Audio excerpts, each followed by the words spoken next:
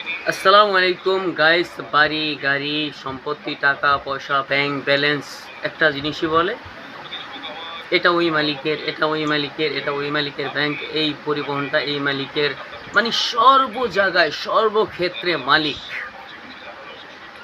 আপনারা জানেন আমরা মুসলমান, এই দুনিয়াটা সৃষ্টি যে করছে একটা বালি কণা ভাই, একটা বালির কণা যদি মহান আল্লাহ পাকের হয়, তাহলে আপনার এত সম্পদ আপনি কীভাবে দাবি করেন যে এটা আপনার 10 তলা 20 তলা বিল্ডিং ভাড়া দিয়ে খাচ্ছেন? আমি যে বাড়িতে ভাড়া আছি এ বাড়ি মালিক বলে বাড়ি এলাকা, তো মালিক না আসলে তাদের ব্রেন অনুযায়ী মহান আল্লাহ পাক তাদেরকে পরিচালনা করার দায়িত্ব দিচ্ছেন। তার ব্রেন ভালো, তোমার ব্রেন ভালো, তোমাকে 10টা দোকান দিয়ে দিচ্ছে, পরিচালনা করো, তোমার আন্ডারে আরও 20 জন কাজ করে তাদের জীবিকা নির্বাহ করবে। কথাটা সত্য, মালিক একজন, বলা যাবে না আপনি মালিক